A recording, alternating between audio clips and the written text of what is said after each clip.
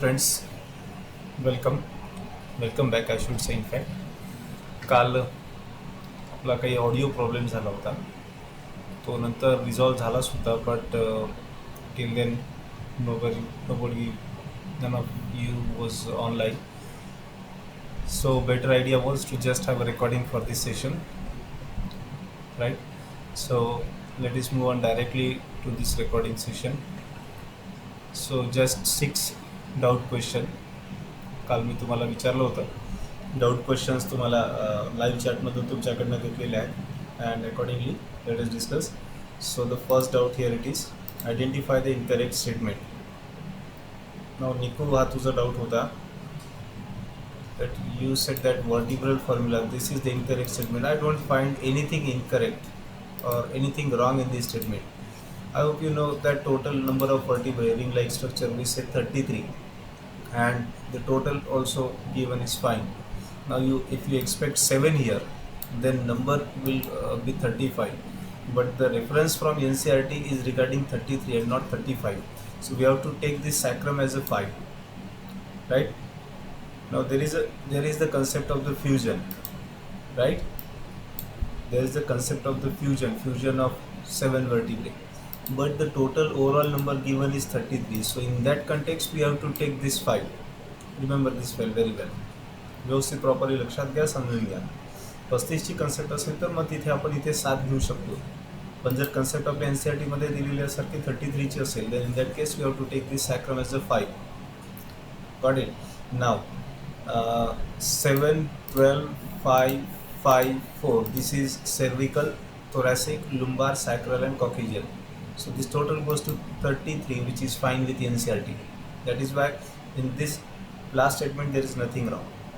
Now let us look at the second statement. The 7th rib is joined to 8th, 9th and 10th rib with the help of hyaline cartilage. या स्टेटमेंटमध्ये पण काही चूक नाही. There is nothing wrong in this statement. See here, up to 7th rib we say it is true rib, then 8, 9, 10 these are false rib, right? And last 2, that is 11 and 12, these are floating ribs. So 7th rib through ह्या बाकीच्या 8व्या 9व्या 10व्या rib attach झालेल्या आहेत आणि तिथे त्या कशा through attach झालेल्या आहेत? Through this hyaline cartilage. त्याच्यामध्ये पण काही चूक नाही. 26 units called vertebrae are serially arrange to form our vertebral column. तर या स्टेटमेंटमध्ये सुद्धा काहीच फॉल्स नाही आहे, कारण जेव्हा फ्युजन आपण पूर्ण कन्सिडर केलं तेव्हा काय होईल? म्हणजे 7 होतील सर्विकल, 12 होतील थोरॅसिक, 5 लुंबार होतील, सॅक्रल 1 होईल आणि कॉकिजियल 1 होईल. मग किती होतील? 12 आणि 7 19, 1 5 24 आणि हे दोन्हीचे 1 1 26. 26 युनिट्स. हे सुद्धा काही चुकीचं नाही आहे, right? Only problem with this first statement that sternum is the flat bone on the dorsal. Is it on the dorsal side? Obviously not. Sternum dorsal साईडला आहे का? नाही. रिब केजमध्ये ज्याला रिब समोरच्या बाजूने अटॅच झालेले असतात त्याला आपण स्टर्नम म्हटलेलं आहे, right? So this was quite easy question. होतं असं एखाद्या वेळेस Niku, it's okay. Next question number 7. Joint of the radio ulna with the upper arm. This is hinge joint and this is quite simple. I hope you know this kind of movement, just like a door. पहा इथे आहेत radius ulna, त्या upper arm सोबत इथे join व्हायला लागले. किती डिग्रीची movement आहे? बरं, हे याच्यापासून खाली असं वापस जाऊ शकतं का? हां, इकडे याची मुवमेंट होऊ शकते नाही. So just like hinges of the door. So this is a simple hinge joint. ते पायवट जॉईंट, सॉकेट जॉईंट हे त्यांचा प्रश्नच येत नाही. Got it? Then question number next one is, yes, for this question I brought this diagram here. Identify events that explain muscle relaxation and choose the correct option.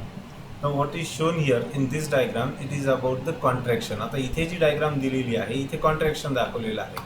Means for a moment आपण असं विचार करू, एक मी arrow दाखवतो. See here, see. Got it? म्हणजे वरतून आपण खाली आलो then will say this is a contraction.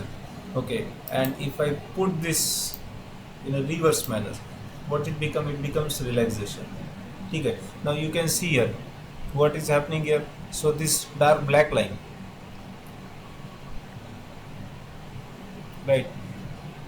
Late us make it more black.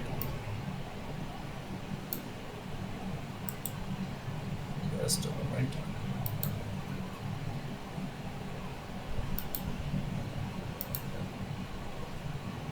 No.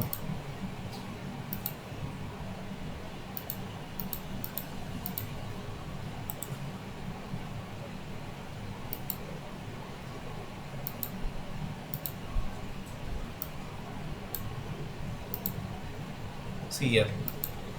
So such lines are here. So these are the myosin filaments. Got it?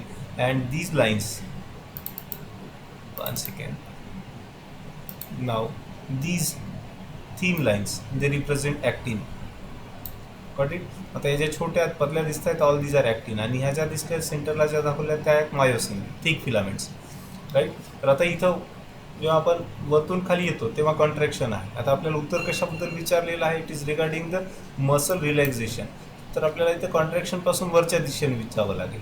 Right. म्हणजे originally या स्टेजमध्ये आहे, इथून वरती जावं लागेल. So calcium plus plus ions are pump back to the sarcoplasm. This is fine statement. Because sarcoplasmic रेटिक्युलममधून calcium ion जर डिफ्यूज झाले तरच ते काय होतील? ट्रोपोनिनला जाऊन अटॅच होतील. राईट. मग तिथले ते मास्किंग रिलीज करतील आणि मग मायोसिन घेऊन ॲक्टिनला अटॅच होऊ शकतात. So this is sarcoplasmic. म्हणजे कॅल्शियम आयन जर रिलीज झाले तर कॉन्ट्रॅक्शन आणि वापस जर गेले सार्कोप्लाझममधून वापस रेटिक्युलममध्ये जर गेले तर relaxation. Right. So calcium ion pump back to sarcoplasm. But it then Z line pull towards center. Z line pull towards center. आता इथून वरच्या याच्यामध्ये आपण पहा, वरतून जर खाली आलो होतं आपण तर काय होतं याच्यामध्ये आर्ग्युमेंट काय होतं? इथे रिलॅक्स आहे, इकडे कॉन्ट्रॅक्शन आहे. तर काय पाहू शकतो आपण? Look at the distance here. Just 1 second. We can check the distance, which one is more, which one is less. See, this much is the distance here. Right. Now if we take here, पहा इथे एवढं distance या दोन्हीमध्ये कमी होताना दिसतंय. Can you see this? So इथे काय व्हायला लागलं? 2 Z लाईन रिलॅक्झेशनमध्ये दूर आहेत, कॉन्ट्रॅक्शनमध्ये जवळ आलेले आहेत. So Z line pull toward centre. Okay. पण हे केव्हा होतं? During it's contraction. During it's relaxation what exactly happens? Yes, they move away in fact. So this is a wrong statement, isn't it? Then third one, actin filaments are masked. Now see here, actin filament नेमकी movement काय व्हायला लागली? Sliding आहे इथं, slide करतात actin and myosin filaments. So actin are thin filament, they slide over myosin. Right. So suppose right in the centre like this is the myosin.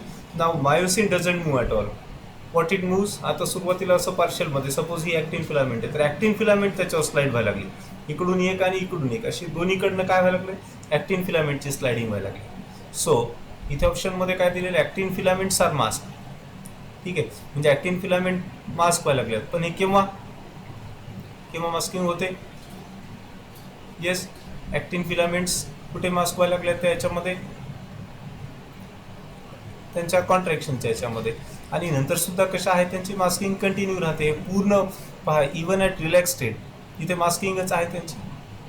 इथे थोडी जास्त दिसेल, इथे थोडी कमी दिसेल, but still they are mask. Right.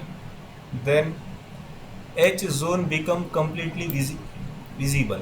H zone हा सुरुवातीलाही विजिबल आहे. राईट.